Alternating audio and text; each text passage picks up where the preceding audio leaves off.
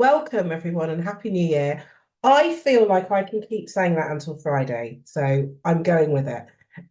Welcome to Financial Foundations, Budgeting and Saving for Financial Success in 2025. I'm Funmi Olufunwa and I'm really happy and excited to be leading this session. And thank you once again to Team Pollen for asking me to get involved and deliver the session.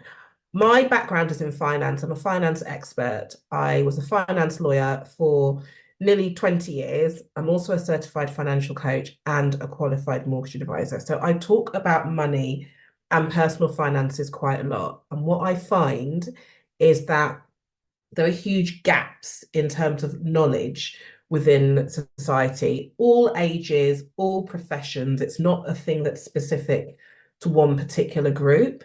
And I think that stems from lots of reasons. The main one, I believe, is that I don't believe we have enough teaching of personal finance within the national curriculum, within the school curriculum. And I'm actually working on trying to get more of that on the school curriculum because I believe it is so, so important to have these life skills. But in the absence of that, that's why we have sessions like this. And this is why I do what I do with my company, Hoops Finance. So thanks again for joining. I want this to be an interactive session. So there is a chat function. At various points, I'm going to be asking questions.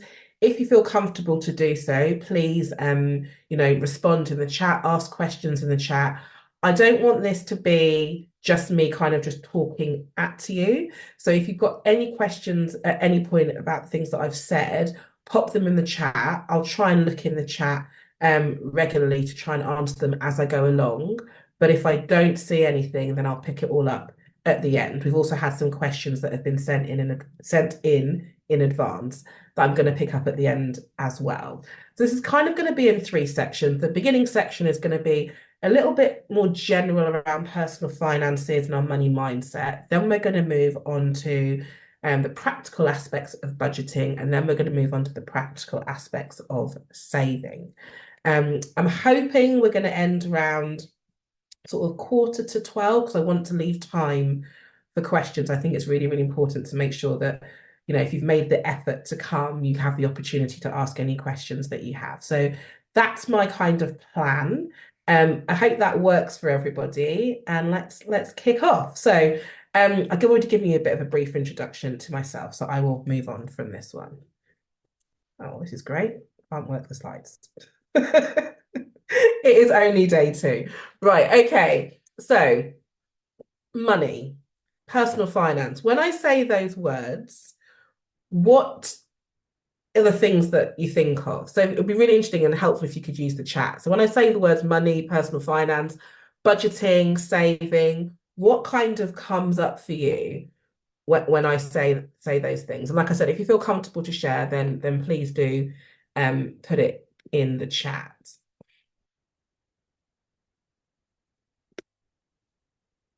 Well, okay, we've got worry and we've got stress. Okay, thank you guys for sharing. Stress and limited knowledge. Okay. What you've put is very, very common. Like I said, I've been speaking to people about money and personal finance for, a couple of decades. And those feelings, those emotions are very, very common. What I'm hoping to do by the end of this session is maybe to take away a little bit of that worry, to take a little bit of that stress. And I think somebody also said limited knowledge, and to give you a little bit more knowledge. But what I would start off by saying, and what I truly, truly believe, is that we are all capable of understanding how to manage our money.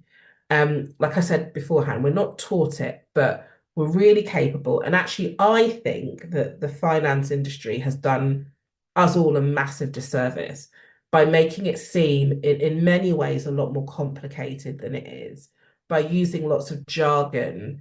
When I don't believe that we need to use jargon and those types of words. So one thing I always try and do is say, I'm not going to use any jargon. If I ever say anything that you don't understand, then just call me out on it. Say, yeah, I didn't get that. And I'll be happy to explain, because that's a me problem, not a you problem. So, okay, let's see if we can take away a little bit of stress and a little bit of worry. So I've got some sort of icons or pictures that you can see on the screen. So top left, we've got the money. We've kind of covered that one. We've got right hand side, we have got some children. Now, there's been some research that was carried out by University of Cambridge, I believe, which talks about the age, or which looks at the age at which our sort of habits and beliefs and behaviors around money are set. I would love for you to guess and to put in the chat what age you think that is.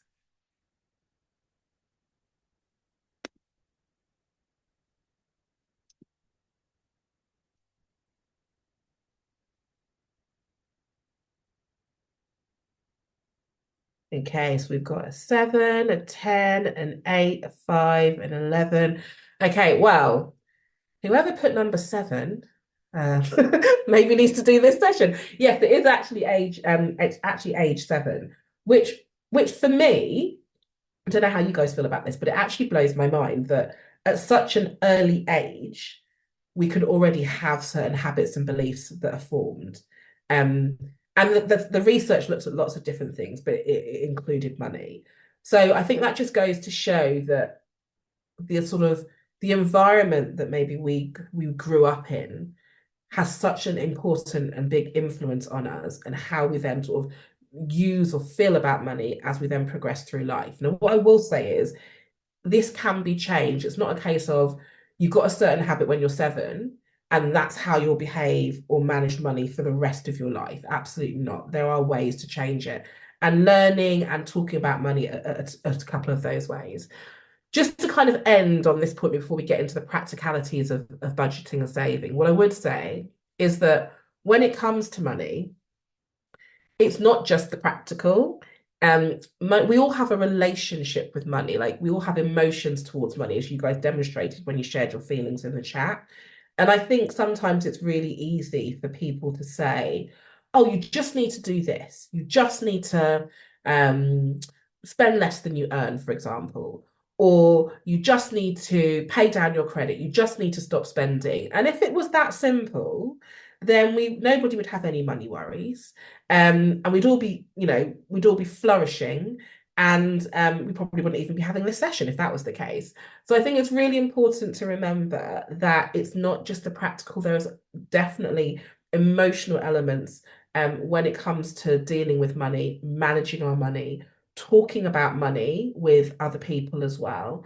And just to cut ourselves a bit of slack. Like I said, most of us weren't taught this at school. So we're learning as we're doing. And maybe we will make mistakes, but it's how we sort of learn from those and go forward that's really important. But yeah, just to say that it's, it just, if you feel a certain way, that's absolutely fine. Let's see if we can help you feel more positively towards money by the end of the session at least.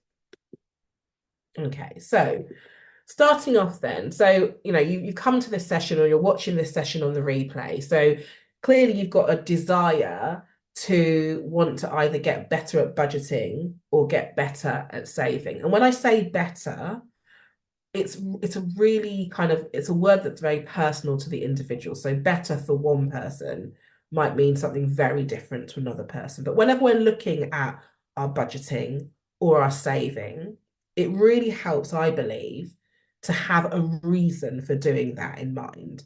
So to have some sort of a goal. Now, you're probably going to be hearing a lot of talk about goals at the moment because it's the start of the year.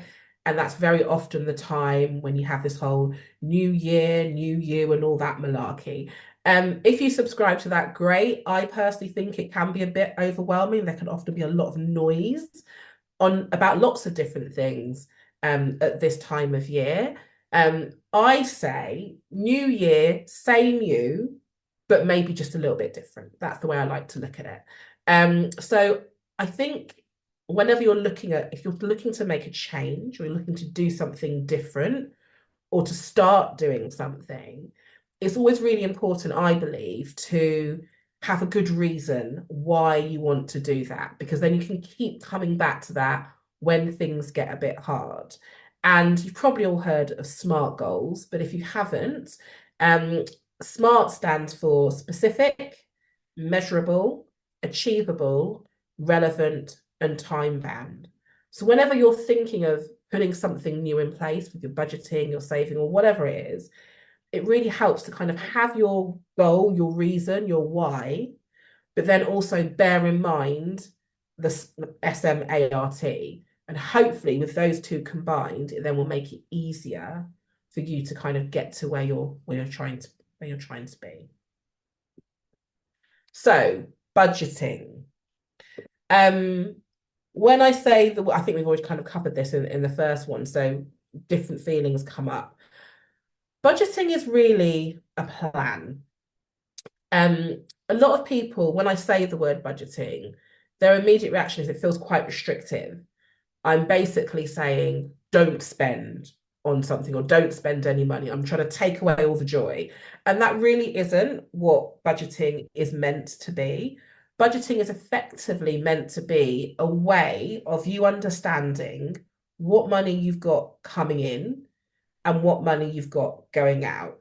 And so, therefore, if you know what those two numbers are or what the many numbers are, you can then do things. You can, if possible, try and increase the money coming in, decrease the money going out. And then, if there's something left over, which we hope to try for there to be, then decide what to do with that. So, it's effectively like a plan.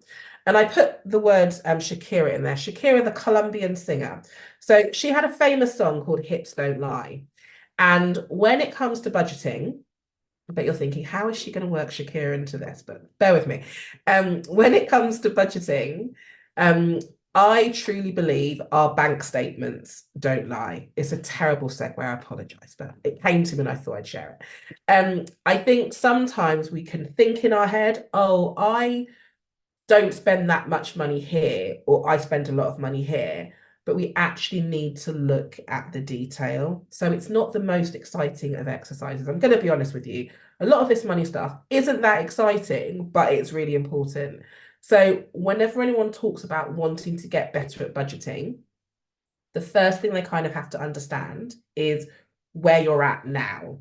And to understand where you're at now, it's a case of kind of looking at what you've been doing and how you've been managing your money. And a great way to do this is to look at your bank statements.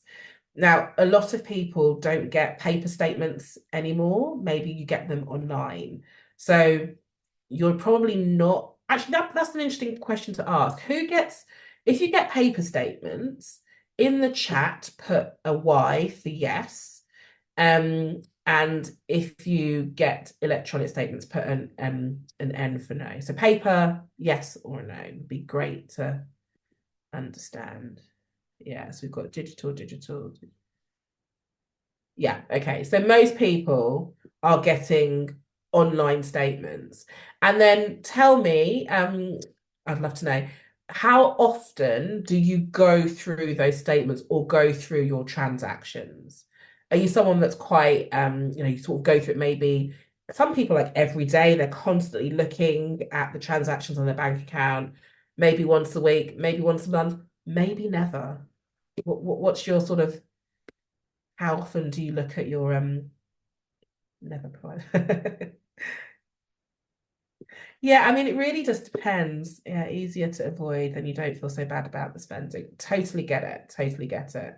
Um, and I think one of the things that we need to do, if we want to try and create a true budget that is accurate and that reflects kind of or helps us to sort of get a better understanding of where we are with our money, then we do need to have a look at it. So I totally hear what you're saying about it potentially being quite anxiety inducing. I wonder if for those people that feel that way, looking at like a month's worth of transactions might feel quite overwhelming, especially because most people nowadays are using contactless. So for every little thing, you're swiping or you're tapping.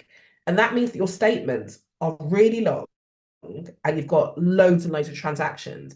If we go back sort of 10, 15 years ago when contactless wasn't really a thing, transactions, statements were much, much shorter.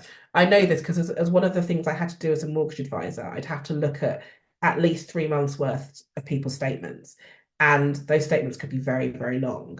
So if you're finding it a bit anxiety inducing, maybe start to look a little bit more regularly, because then you're only looking at a smaller number of transactions, if that makes sense. But it looks like there's quite a spread here. There's some people that are saying never.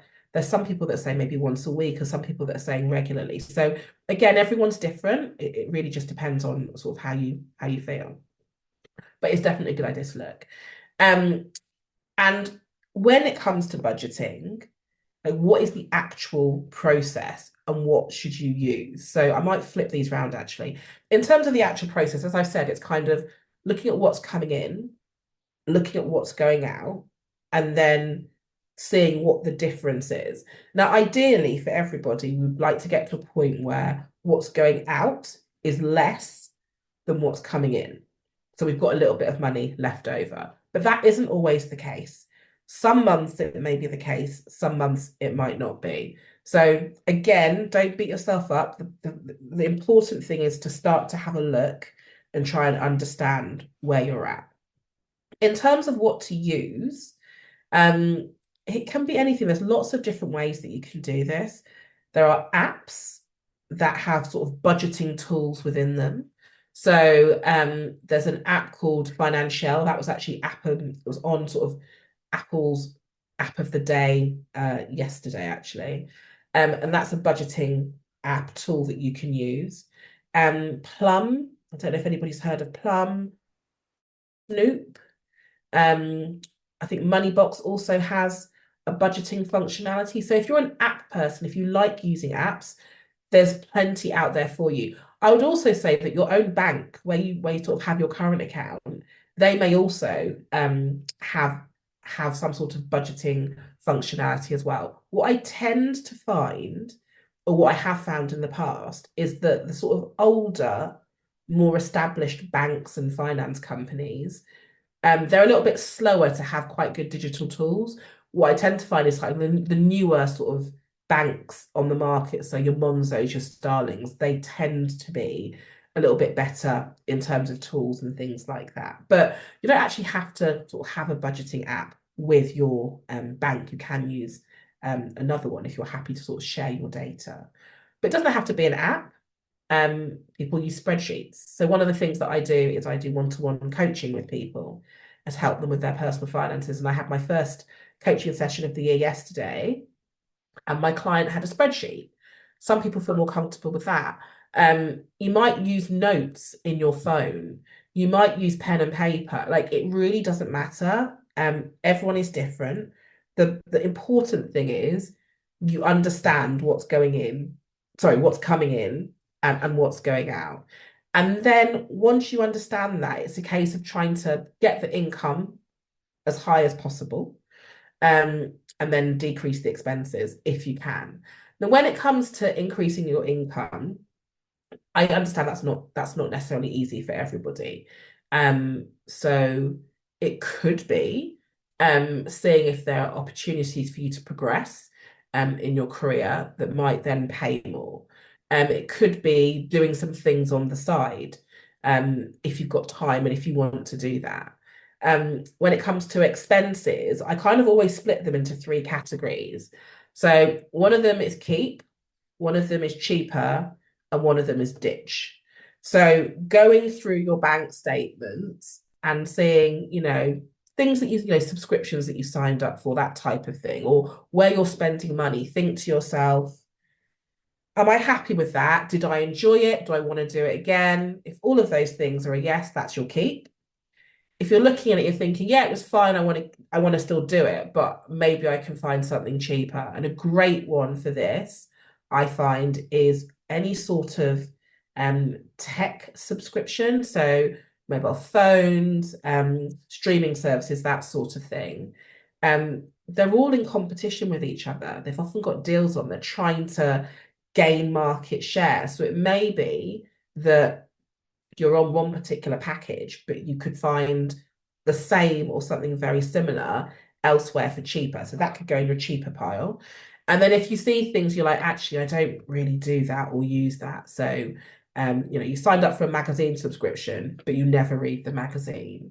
I don't know, you signed up for the gym, and you never actually go to the gym because you don't really like it. Those types of things. If you're looking at your bank statement and you're thinking, I've spent money here, but actually I didn't really like it, don't enjoy it, don't think I'll do it again, that can probably go in your ditch pile. And that, going through that process will help you kind of actually realign yourself to kind of what you want to spend your money on. Like I said, this isn't about stripping all the joy from your life, never going out, never spending any money, never doing anything.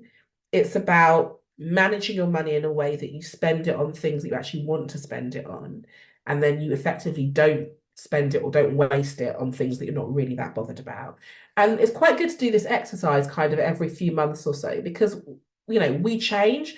Maybe 6 months ago, you were really into, I don't know, a particular class at the gym, but you're a bit over that now. And so you don't go to the gym anymore. So now maybe is the time to kind of ditch it. Um, so those are kind of my thoughts on budgeting. I'm going to pause in case anyone's got um, any questions. And if you do, unmute yourself if you want to, or just put it in the chat and I'll have a quick look at the chat and see if anything's come up.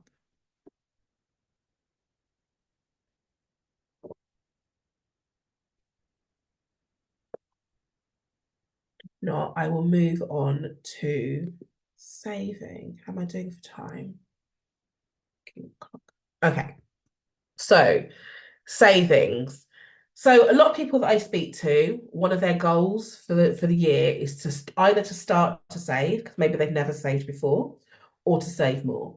So I always start with going back to, okay, so you want to save, but what do you want to save for? Because I think just saying I want to save, it's fine, it's good, but there's no link to anything. And I think sometimes when things get hard going or you're trying to make decisions about, where to spend money or if to spend money, being able to go back to something and remembering, oh, okay, I'm doing it because of this is really helpful.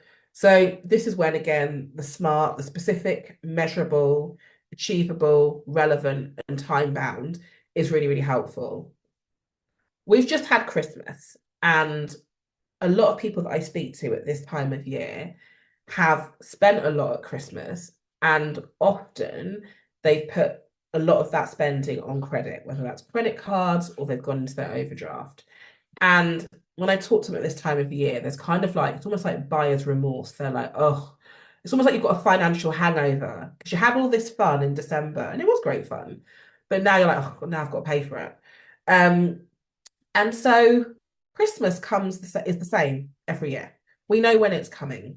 We know that we like to maybe go out more, see our friends more, probably buying presents, doing more things. So we know it's going to be one of the most expensive months of the year, if not the most expensive month of the year. So what's to stop us starting to save for Christmas now? I'm just using Christmas as an example because it's very sort of present in my mind. So you could think, okay, well, this last December, so December just gone, when I look at all of my spending over the month, I probably spent about, I don't know, £500 extra when we're talking about traveling, if you're sort of going to see family and friends, presents, going out, whatever figure it is. I'm just using 500 as an example. Let's say you think that's kind of like the extra that I spent, that's like the Christmas spend. Well, what's to stop us now thinking, okay, well, can I between now and say November, December time save up that £500? And what does that look like? Okay, that might look like £50 a month. Is that doable? Go back to your budget, look at your income, look at your expenses, look at what's left over, that bit, hopefully that bit in the middle.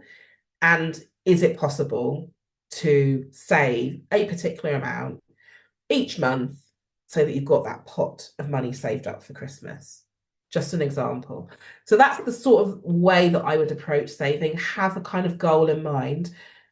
Put the goal everywhere. So I know I've used Christmas as an example. It could be you're saving for a holiday or saving for a big trip.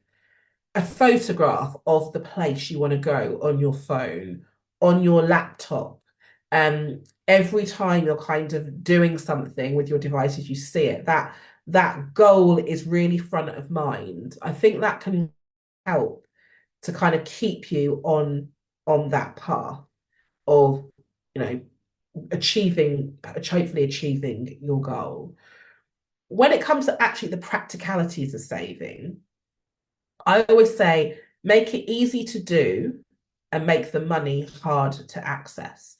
So when I talk about making it easy to do, what I mean is, if possible, save, treat the savings, if we're doing it regularly, like we would treat any other normal bill. So most of our bills, for example, would be on direct debit, or we'd have a standing order. So it's something that's automatically set up. Each month, it just goes. Try and set up your savings like that, so it just goes, so that you're not having to think about it and remember to do it. And hopefully then it will just kind of just clock up and build up in the background. When I say make it hard to access, when people can see their savings and can easily get at them, they're more likely to use them. So lots of my clients will say to me, I wanted to save X amount a month, and I did it. I set up a direct debit. It went off on the first of the month, but then it's at the same place where I have my normal current account. And so every time I log on, I can see the money there.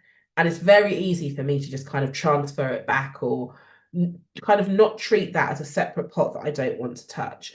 So when I say make it hard to access, there are different ways that you could do this. You could put it in an account that's different to your main account, so you don't see it regularly. You could choose an account where you get penalized if you try and take it early. I think carefully about that one. But there are accounts where you might earn less interest if you take the money sooner than you said you'd take the money, because just kind of being penalized for that might make you think twice about taking it. Now, you may need it back. I'm not saying that you should never take it back, but what we're trying to do is we're trying to put something in place so we're less likely to just use it. Just have it in a different bank account so you don't see it all the time. Have it in an account that doesn't even have online access so that you can't easily see it. Have an account that doesn't have a cash card, so it's quite hard for you to get it. All these different things that you could think about doing to make it hard to access. If you're the type of person that kind of needs that separation.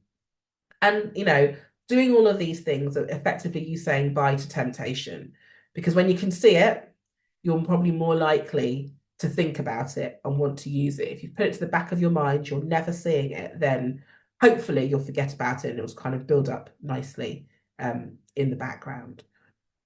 When it comes to savings, I always say people make the most of the money that you're saving. So there was some research that was done last June, and it showed that there was £366 billion in current accounts or savings accounts where the interest that was being paid was 1% or less.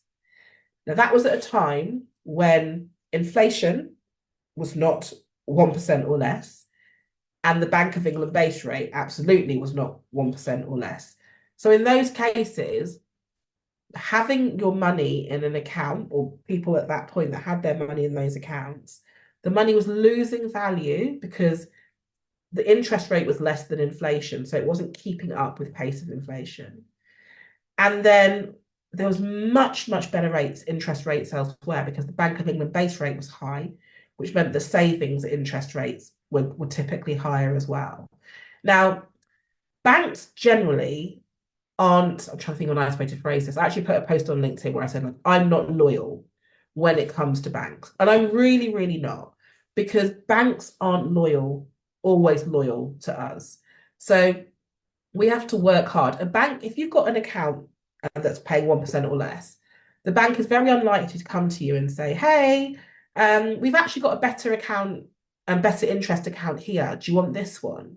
The banks just aren't saying anything. We, as consumers, have to be proactive. We have to go out there and find better interest rates for our money.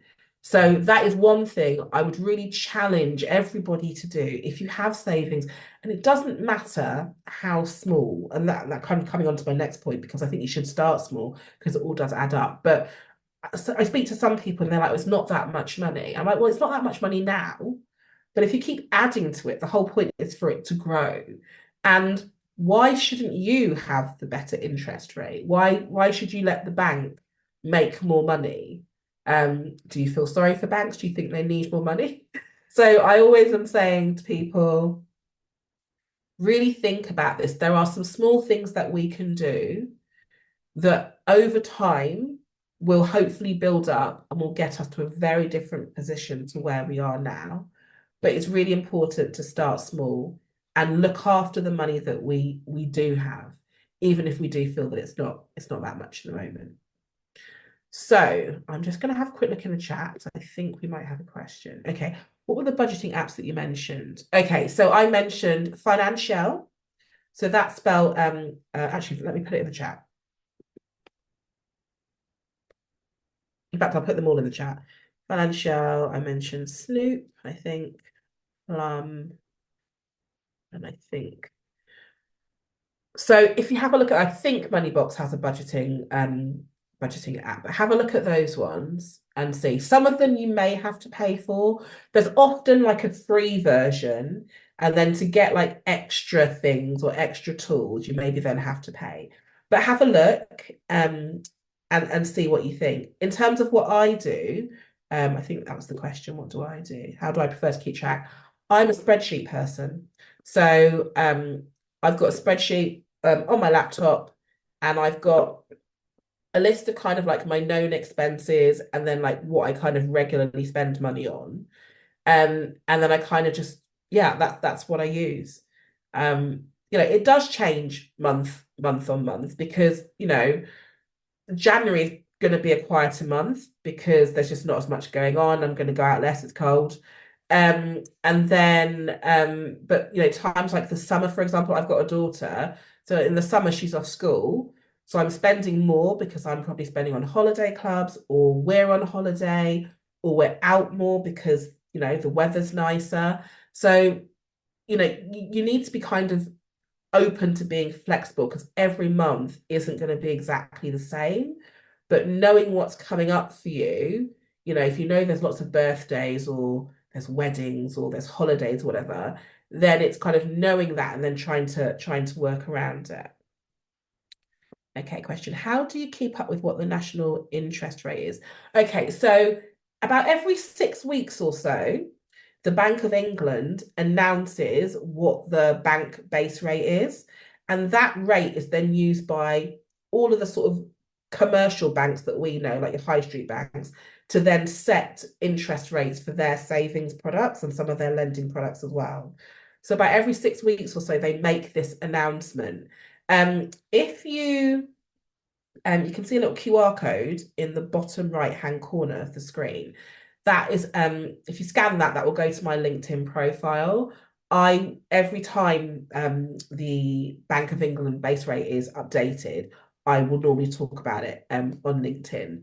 So you can follow me and you can find out there. You could just go and have a look on the Bank of England website, and it tells you what it is currently, and then it tells you the date of the next announcement. There's normally quite a lot about it in the press if you read the money papers, but if you don't, then just follow me and I'll let you know. How do you find banks that have accounts that align with it? So you could look again. There's different ways of doing this. Once you know what, so the current base rate is 4.75. So you could look at your own bank and see what accounts they have.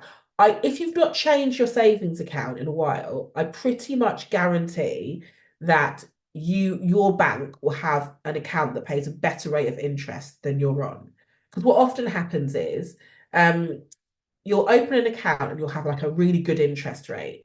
And then often that just like reduces and reduces over time. And the bank then bring out new products and with new and better interest rates, but they don't go back and look at all of their existing customers and say, oh, you're on quite a low one, we'll give you a higher one. You just stay on that low one. So I'd say the first place to start is your own bank because they might just have another product with a better interest rate. So that's fairly easy. If not, then look at comparison sites. So sites like Money Saving Expert, Money Supermarket, They are, when I talk about comparison sites, they're sites where they've got information about lots of different finance companies, banks and finance companies. And so you can put in criteria. So you might say, I want to save, I'm looking for a savings account. I want it to have a fixed rate of interest for, say, a year. You put in all that criteria, and then it'll come up with a list of accounts that meet that criteria. And then you go and have a look at each one and see if that works for you. So I hope that helps. Any other questions? You mentioned banks having better products. What do you mean by this? Okay, so when I'm talking about that, I mean, so let's say I've got, so actually this happened to me fairly recently. So I just had a very standard savings account with my bank. But it was on a fixed rate of interest for I think it was 2 years. And that 2 year period ran out, and then the interest rate dropped. But the same bank had pretty much exactly the same product. It just had a better rate of interest. If I was a brand new customer, I could go and get that same account with a better interest rate than the one that I had. So I would have had to have opened that new account, but they weren't just going to give me that new and better interest rate. And when I'm talking about products, I mean sort of savings accounts. Sorry. Yeah, that's what I mean when I talk about products. Thank you very much. Just wondering, how often would you change your savings account to have the best interest rates? Because this is actually a brilliant question. It depends how proactive you want to be. You could be doing this every month if you really wanted, but it's a bit of a pain to have to kind of be looking that regularly. I would probably be looking every sort of 6 months or so. It also depends on what type of account you have, because some accounts will have a fixed rate of interest for a period of time. So it might say fixing the interest for a year. So if you then wanted to move from that account to another account, because you fixed it for a year, you may end up losing some interest. They might kind of charge you some interest to move and go to another to go to another provider. So I wouldn't say, every sort of month or so. I would maybe say maybe every 6 months or so, just look and see what's around. But if you've not changed, if you have a savings account and you've had it for ages and you've just not, if you've had a savings account for more than a year, I'd say, maybe even more than two, and not looked at any, not changed it at all, I'm pretty confident you can probably find a better interest rate, because yeah, the Bank of England base rate is quite high at the moment. It went really high and then they're reducing it, but just because the Bank of England base rate is high doesn't mean that your bank is also giving you high interest rates. And they can't force banks to increase their interest rates. They can kind of encourage and say, please give your customers, the best, the best accounts for them, but they can't force them. So we have to be quite proactive in this and do a bit of the work ourselves. Okay, thank you. Oh, you're very welcome. Okay, there are 10 questions that were submitted beforehand. If no one else has any questions here on this call, I was planning to go through them, but Tam, is that okay? Should I just go through each one and then just answer it and then hope that the person that asked the question watches the replay? Is that the best way to do it? Yeah, I think that's the best way. I mean, obviously, if anyone here has any pressing questions, then please put it in the chat. But when you signed up, it should be targeting at least most of the viewers' questions, because that's what they sent before they joined. So yeah. Okay, cool. So the first one is, I'm just looking at a second screen here. I plan to invest my money more this year, hopefully in real estate. How do you think I can set aside a realistic budget for this? Okay, so when you're budgeting for anything, it's pretty much the same. So it's looking at what you've got coming in, what you've got going out, and what the difference is, and then using that difference. It sounds like this person wants to invest.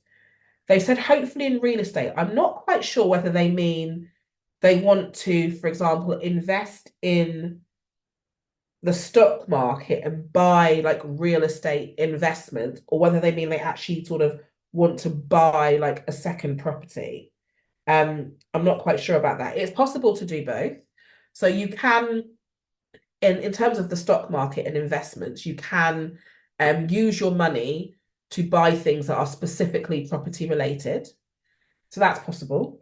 If you wanted to actually invest in physical property, so you wanted to buy a property and then rent it out and become a landlord, that is also possible. What you would typically need to have is at least a 20 to 25% deposit. So depending on where in the, well, sorry, this is, I'm assuming also this is in the UK. So depending on whereabouts in the UK you are looking, you would typically need a 20 to 25% deposit. Now, obviously, if you're looking at a really expensive location like a major city, then that's going to be more expensive than if you're looking somewhere that's, not in a major city. So yeah, in terms of the budget, it's doing budgeting in exactly the same way.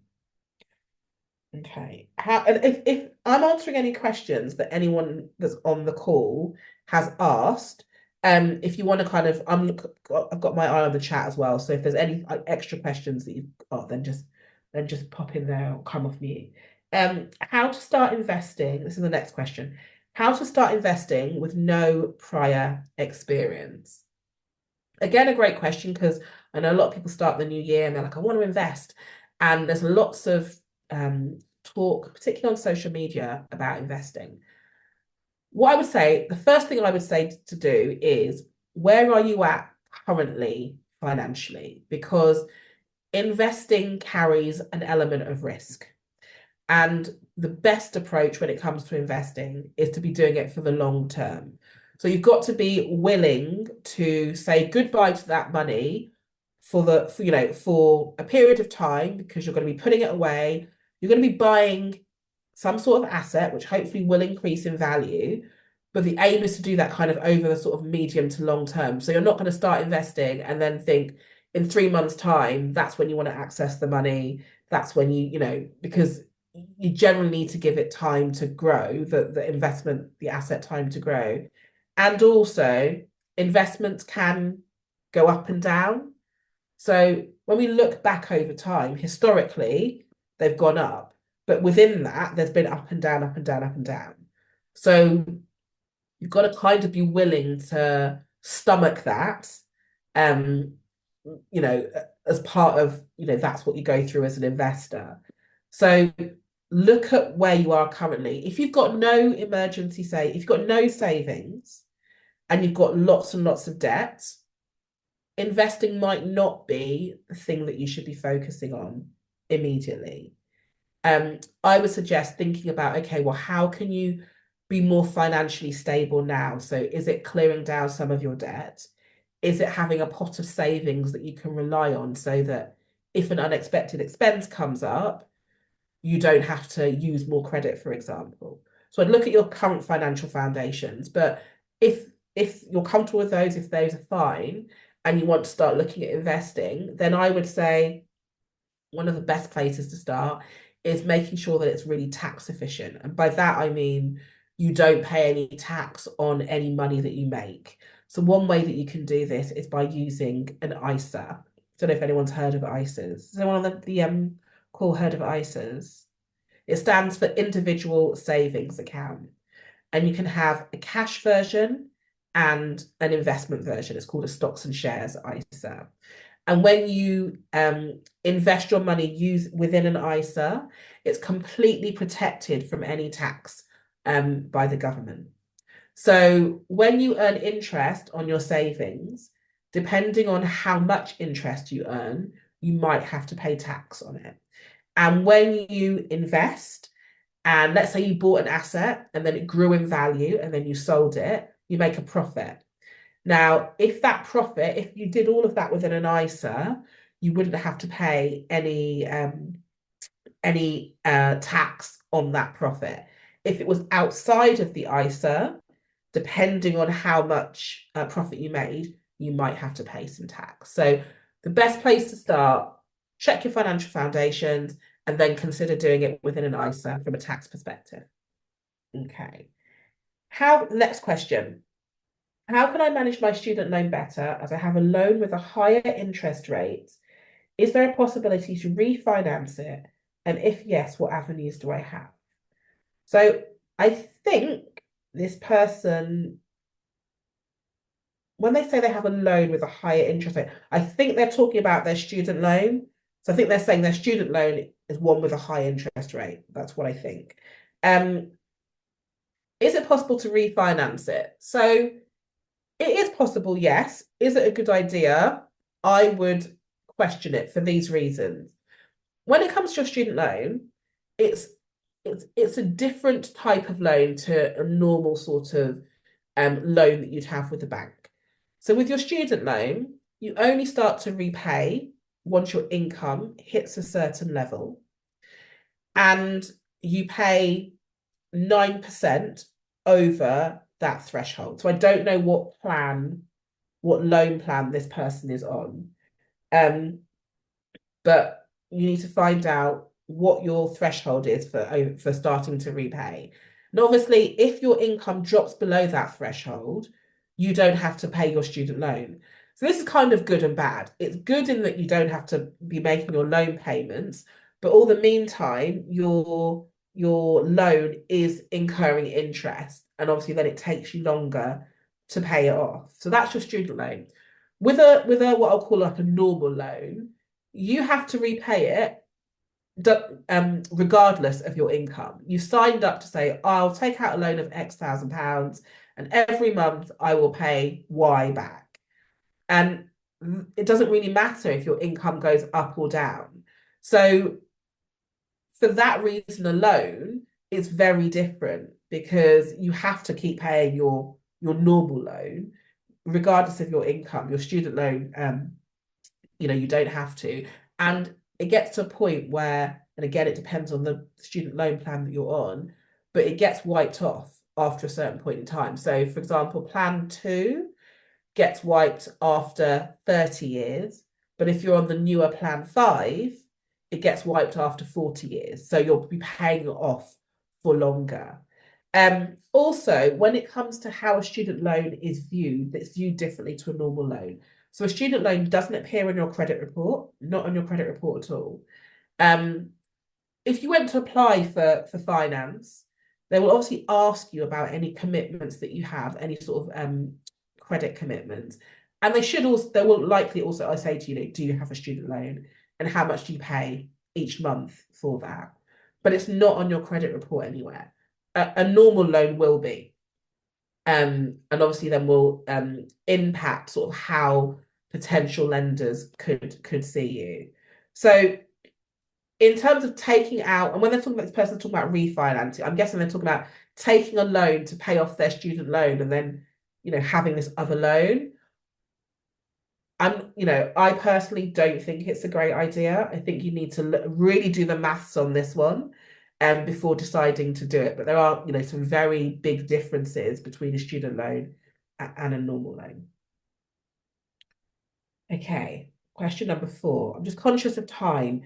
There's 10 questions. I'll do as many as I can, but Tam, if you just tell me when you want me to when you want me to stop. Okay. Question 5, how to budget and invest at the same time. I think we've kind of covered this one. It's again going back, looking at your plan, your budgeting, what's going in, what's coming out, and then using that extra, that difference, to invest if that's what you want to do. But remembering that investing is for the longer term. There is some risk with it, and making sure that you've got the right foundations in place before investing, I would always suggest is a good idea. Okay, with rent being so high these days, is it still realistically possible to save? And how much should I be aiming to do so? You're right. Rent is off the scale at the moment. I don't think it really matters like where you live in the country. Definitely seeing average rents increase. Um, is it still realistically possible to save? I guess it depends. It depends on where you live. It depends on how much you pay. It depends on all of your other expenses. And obviously, your income is a huge part of this as well. I think when it comes to renting, and I'm not saying this flippantly, I know how difficult um it can be, but can you, are there ways that you could maybe reduce your rent? So if you're currently living in, I don't know, a one bed property, could you, if you really want to save money, would you consider moving into a house share that's cheaper? Absolutely is not going to be right for everybody. But it's thinking of the ways that you could potentially make or reduce that rental outgoing. Um, and then again, it's the budgeting. It's looking at all of your other expenses and seeing if you can either cut them out or reduce them. And then also going back to sort of, can you increase your income? Which I know isn't going to be easy or an option for everybody. Okay, I've got a question in the chat. What proportion of your income should you be saving in a perfect world? Does a perfect proportion exist? Um, I don't believe there is a perfect proportion. There are some budgeting, I guess I'll call them frameworks out there where people say you should be spending X amount on essentials, Y amount. So there's something called the 50-30-20 rule that some people might or might not have heard of. And that rule basically says 50% of your income should be on your needs, essentials.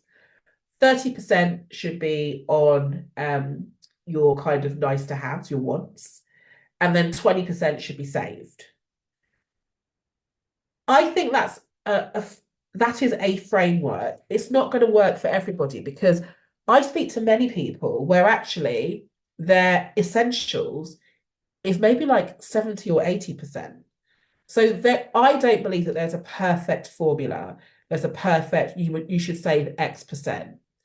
What I would say is you should try and save something, even if it's small, even if it's like £5, £10 a month, because just getting into that habit of not spending every single penny is a really good habit. And then starting to see, actually, I'm doing these small things and it's building up. But what you're able to save will depend on so many factors. So that yeah, that doesn't really answer your question at all. Well, I guess it answers the second part. Does a perfect proportion exist?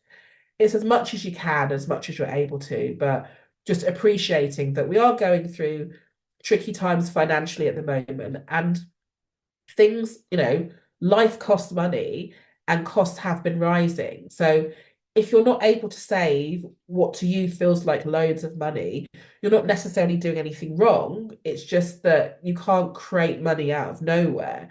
Now, if you're wasting money, and I say that not in a judgmental way, but in a way that when you look at your bank statements, you're like, oh gosh, I should have spent money on that. I didn't enjoy that, whatever. Then those are the things that you can think about cutting out to then give you more money to save. But I think everyone's just trying to do the best that they can at the moment.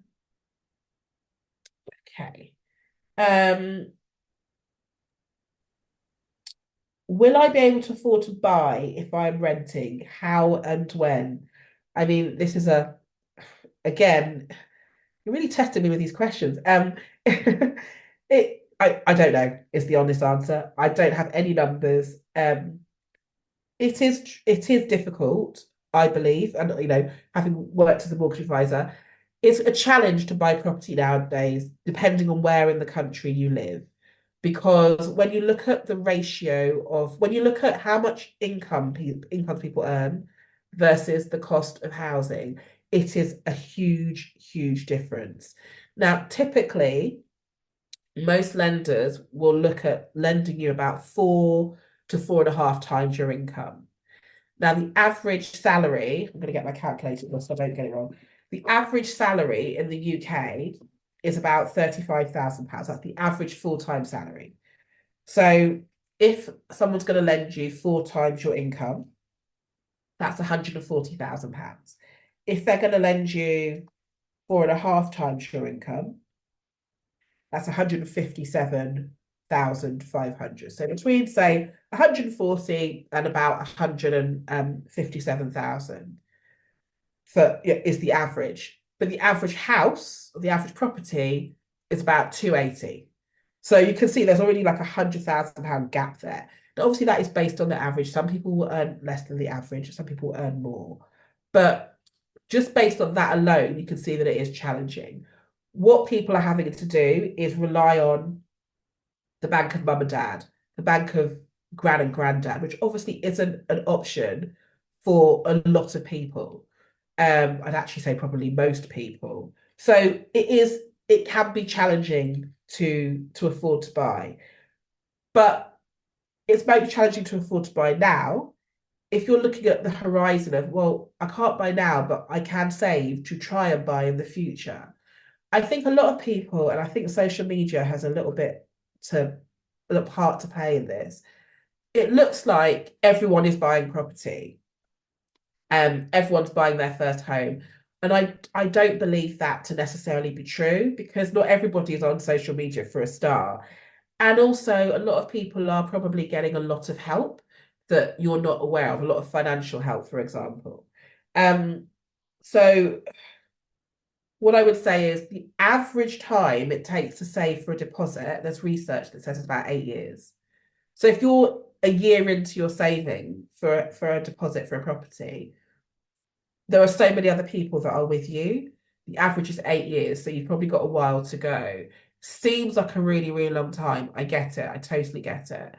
But I guess that's just kind of the situation that we're in now, unfortunately. What I would say is things like making the most of your savings, so making sure that they're in the highest interest rate accounts that they can be, looking at government initiatives. So there are things like shared ownership, whereby you buy a part of the property and then you rent a part of the property. So that can work out easier to get on the property ladder because you're buying a part, not the whole. So your mortgage is smaller. There are pros and cons to shared ownership. Some people are a fan of it, some people aren't. But it's a way for you to get onto the property ladder sooner than if you were buying the whole of a property. Some local authorities might have schemes for key workers that might mean that you get first dibs on properties or there's property that's more affordable. There are also government schemes that help with savings. So, for example, there's a product called a lifetime ISA. You can use it for two main things: buying your first home or for savings in retirement. There are pros and cons of it. I'm going to just put it in the chat actually. Anybody that wants to go and have a read up about this on gov.uk. There are pros and cons to it. There's a maximum cap of the value of the property that you can buy. And if you save into it and then you change your mind, you don't want to use it to buy your first home, or your first home doesn't qualify, when you go to take your money out, you actually pay a bit of a penalty. So you lose, you end up with less than when you started. So that's why I say there's pros and cons. To go and read up about this. But it can work for a lot of people. And the way that it works is the government basically gives you a 25% top up on your savings. So you can save a maximum of £4,000 each tax year. And then the government will put in an extra £1,000. So, it's the best interest rate you're going to find of any savings product that I'm aware of. But it does have its cons as well. Now, I'm looking at the time and I'm at 12:05. Yeah. Tam, what do you want me to do? Um, I think we will wrap up here. Thank you. First of all, thank you so much. I have 2 pages worth of notes for myself. Like, I've learned so much. And I feel like people have been so engaged in this session. So thank you so much, first of all. Yeah, you're Um, welcome. I am just going to drop a link in the chat to a post-session poll. If everyone could fill that out, please, I'd really appreciate that. But yeah, unless anyone had any last questions, yeah, someone said a big thank you so much in the comments. So yeah, if anyone had any last questions, we're gonna wrap up here. But yeah, thank you so much.